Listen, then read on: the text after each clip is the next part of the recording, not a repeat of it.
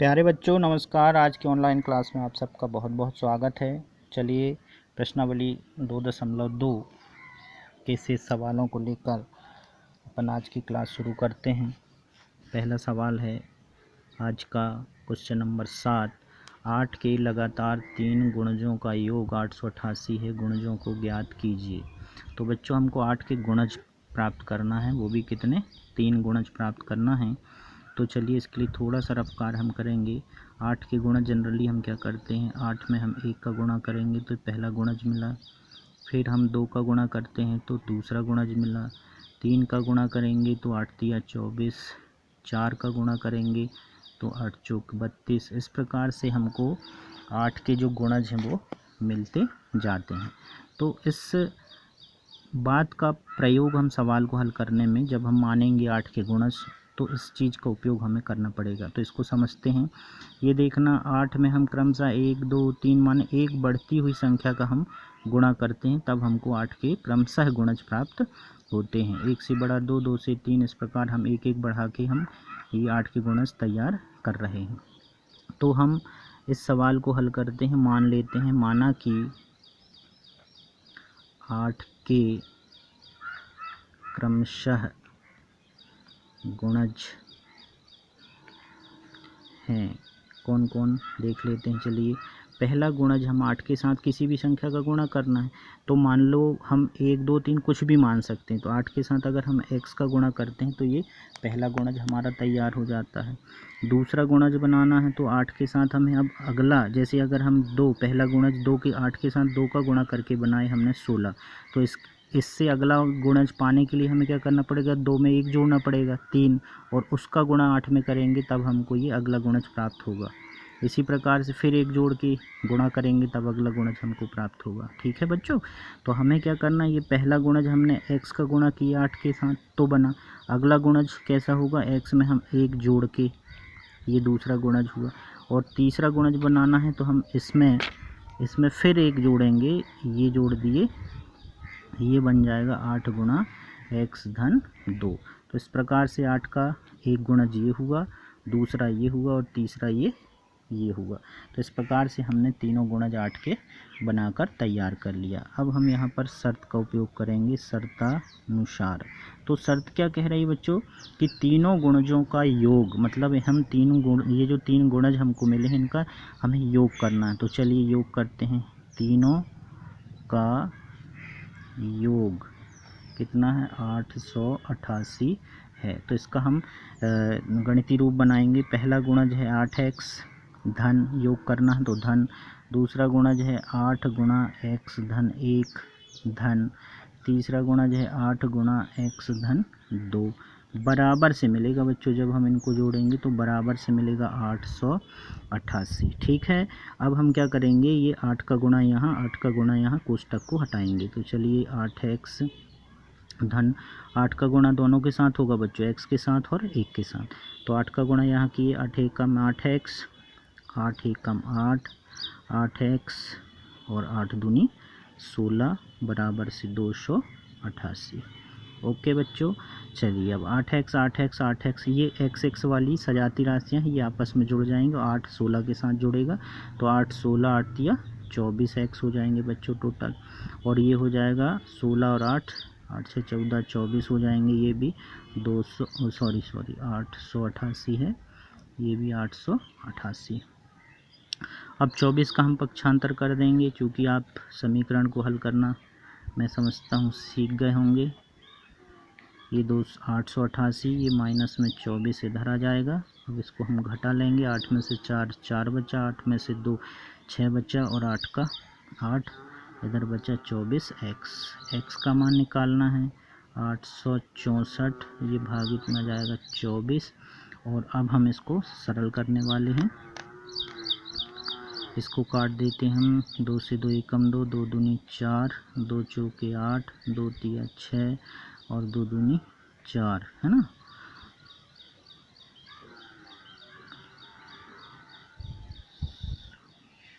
फिर 2 से 2 6 12, 2 दूनी 4, 2 एकम 2, 2 6 12 हो जाएगा बच्चों ये। और फिर इसको अपन काट देते हैं, 6 एक 7 दूनी 3 से 3 दूनी 6, 3 सत्ते 21, 3 दूनी 6, फिर 2 से 2 एक कम 2, 2 दिया 6, एक बचा 2 छिंग 12। तो इस प्रकार से x का मान आ जाता है बच्चों 36 36। तो ये x का मान उत्तर नहीं है, अभी हमें क्या करना है, इसका गुणज बनाना। तो 8 के साथ हम इसका गुणा करेंगे, तो 8 का हमको मिल जाएगा। तो बच्चों हम 8 का पहला गुणज बनाएंगे। यहाँ पर 8 गुणा x मतलब 8 गुणित x का मान रख देंगे 36। तो ये हमारा बन जाएगा 8 छिंग 48 की 8 हाथ खिलाई 4, 8 या 24 और 4 28, 288 बना। इसी प्रकार से 8 का दूसरा अगला गुणज जो बनेगा वो बनेगा 8 गुणा हमने यहाँ माना था x धन 1, तो x धन 1 कर देंगे यहाँ पर, और ये हो जाएगा 8 गुणा x का मान तो 36 रख देंगे धन 1 बराबर हो जाएगा 8 गुणा 36 और 1 37 बराबर हो जाएगा 8 सत्ते 56 की 6 हाथ खिलाई 5, 24 24 और 5 हो जाएगा 29, 296। ये पहला, ये दूसरा गुणज हो गया।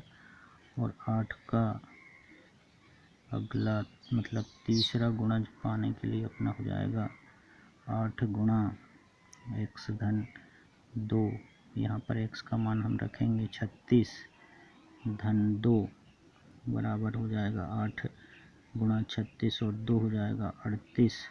और जब हम इसका गुणा करेंगे तो 8 का गुणा 8 64 की 4 हाथ खिलाई 6, 8 24 और 6 हो जाएगा यहाँ पर 30, 304। तो इस प्रकार से बच्चों हमारे 8 के 3 गुणज प्राप्त होते हैं।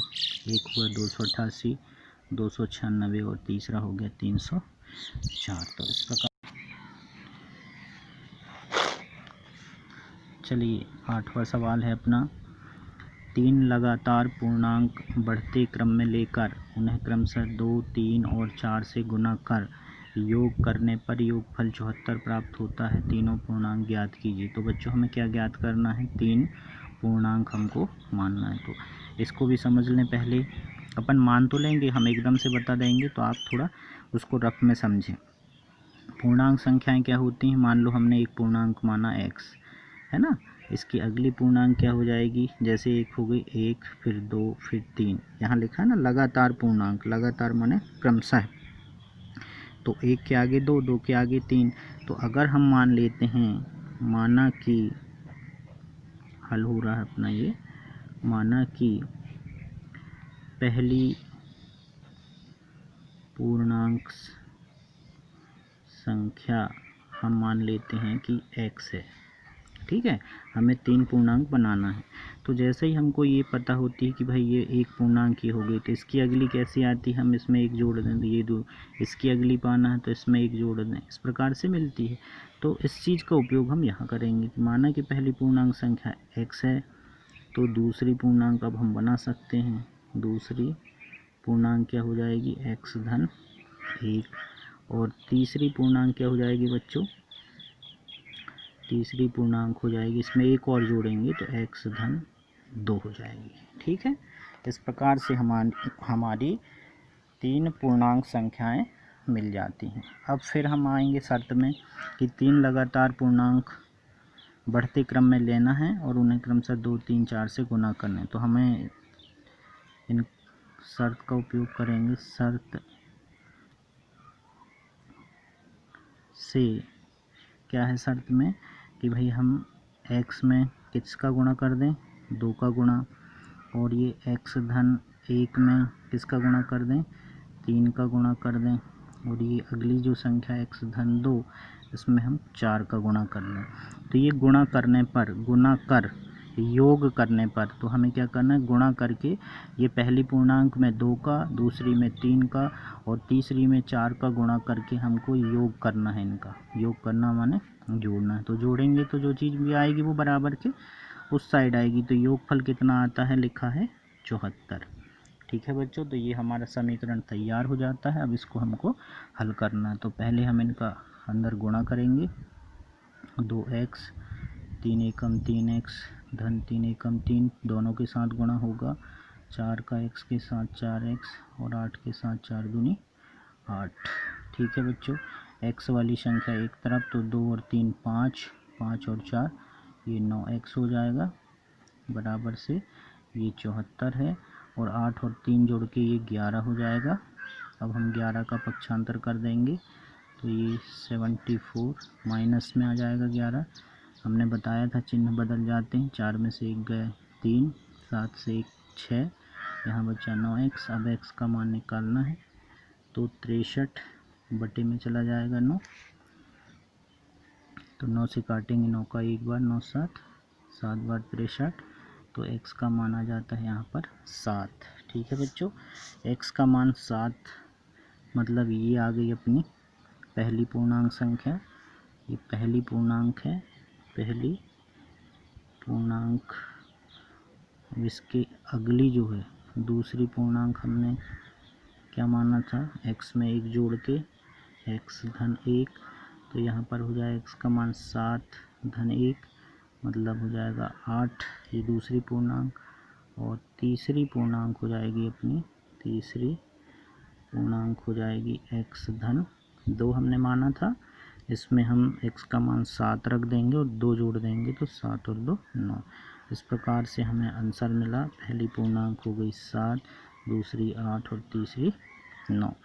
ये होगा हमारा इस सवाल का उत्तर। ठीक है बच्चों, चलिए अगले सवाल में चलते हैं अपन।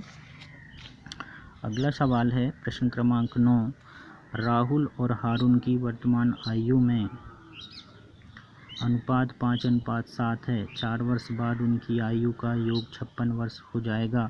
उनकी वर्तमान आयु क्या है। ठीक है बच्चों, इसको अपन हल करते हैं। तो चलिए इसको अपन ये हल करते हैं। सबसे पहले हम ये लाइन पढ़ेंगे कि राहुल और हारून 2 बच्चे हैं, इनकी वर्तमान आयु में अनुपात इतना है। ठीक है, वर्तमान, तो अपन मान लेते हैं इस अनुपात का उपयोग करके हम दोनों की वर्तमान आयु सबसे पहले बनाएंगे, क्योंकि उनकी वर्तमान आयु बताना है। हमने बताया था कि जिस चीज़ का मान हमको निकालना है पहले हम उसको मान लेंगे। तो चलिए मान लेते हैं, माना कि राहुल, पहले लिखा है राहुल की वर्तमान आयु हम मान लेते हैं कि भाई x वर्ष है। ठीक है, सॉरी, ये 5 ले लेते हैं तो 5x हो जाएगा इसके साथ। और हारून की वर्तमान आयु हो जाएगी, हारून दूसरे में नाम 7 है तो इसको हम 7x इतने वर्ष का है ये। ठीक है, तो ये हो गई वर्तमान आयु, मतलब आज की इनकी आयु हो गई बच्चों। अब हम यहाँ तक इसका उपयोग हमने कर लिया, आगे चलते हैं। 4 वर्ष बाद उनकी आयु का योग 56 है। इन दोनों की 4 वर्ष बाद की आयु हम बना लेंगे, ये आज की आयु है। अब हम 4 वर्ष बाद की इनकी आयु निकालेंगे। तो 4 वर्ष बाद राहुल की आयु कितनी हो जाएगी, राहुल की आयु कितनी हो जाएगी बच्चों, देखो इस चीज़ को समझना पड़ेगा अपन को। 4 वर्ष बाद हम कितने साल के होंगे बच्चों, ये पता करने के लिए हमको किस चीज़ की ज़रूरत पड़ेगी, हमें आज हम कितने साल के हैं, वर्तमान आयु चाहिए। तो जैसे ही हमको वर्तमान आयु का पता चलता है उसमें हम 4 वर्ष बाद बोलेंगे तो 4 जोड़ देंगे, 5 वर्ष बाद के लिए 5 जोड़ देंगे, और पूर्व की आयु अगर बोला जाता है तो हम उतना घटा देते हैं जितना बोला जाता है। ठीक है, तो अभी हमको चाहिए 4 वर्ष बाद राहुल की आयु। तो आज राहुल कितने वर्ष का है बच्चों, 5x का है, तो इसमें 4 वर्ष बाद ये कितने का हो जाएगा, +4 वर्ष। ठीक है बच्चों, समझ में आया। इसी प्रकार से 4 वर्ष बाद हारून की आयु बना लेते हैं अपन। हारून की आयु कितनी हो जाएगी, आज ये 7x वर्ष का है, ये हमने माना कि वर्तमान आयु, इसमें हम 4 जोड़ देंगे, 4 वर्ष बाद ये इतने वर्ष का हारून हो जाएगा। ये हो गई दोनों की 4 वर्ष बाद की आयु। अच्छा बच्चों, आप सोचो कि हमने ये क्यों बनाई ये आयु, क्योंकि यहाँ पे शर्त लिखा है कि 4 वर्ष बाद उनकी आयु का योग 56 वर्ष हो जाएगा, तो इस शर्त का उपयोग हम करेंगे। तो शर्तानुसार क्या है, दोनों की आयु का योग कितना हो जाएगा, 56 वर्ष हो जाएगा। तो हम क्या काम करेंगे, इन दोनों आयु को जोड़ेंगे। ये है अपनी 5x धन 4 धन योग कर रहे हैं ये वाले, इसके लिए ये धन। दूसरी आयु है 7x धन 4, ये वाली आयु हारून की, और ये हो गई राहुल की। दोनों की आयु का योग कितना है, बराबर से 56। तो ये बन गया अपना समीकरण। 5 और 7x ये जुड़ जाएंगे तो ये हो जाएगा 12x।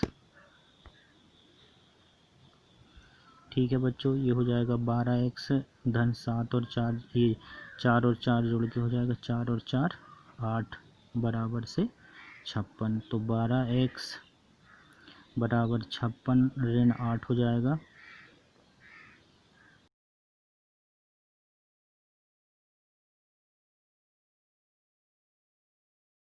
यहाँ पर 4 और 4 8 हो जाएगा। 8 का हम पक्षांतर कर देंगे साइड, और ये 56 से घट के 48 बचेगा। x को छोड़ देते हैं इधर, 48 12 भाग में चला जाएगा, 12 एकम 12, वहीं 32, 12 चौके 48। इस प्रकार से x का माना जाता है 4। तो बच्चों हमको क्या चाहिए, राहुल की वर्तमान आयु हमने क्या माना था 5x, तो हमें राहुल की आयु चाहिए। राहुल की वर्तमान आयु हो जाएगी 5x हमने माना था, x का मान रख देंगे 4, 5 चौके 20 वर्ष हो जाएगी। और इसी प्रकार से हारून की आयु हमने मानी थी। हारून की आयु क्या मानी थी बच्चों, हमने माना था 7x। ये देखिए 7x हमने माना था, तो 7x में हम 7 गुणा x का मान रख देंगे 4, 7 चौके 28 वर्ष। इस प्रकार से हमको आंसर मिल जाता है 20 वर्ष व 28 वर्ष।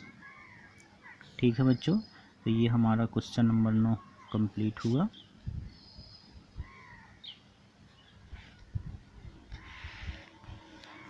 ठीक है बच्चों, उम्मीद करते हैं आपको ये सब समझ में आया होगा।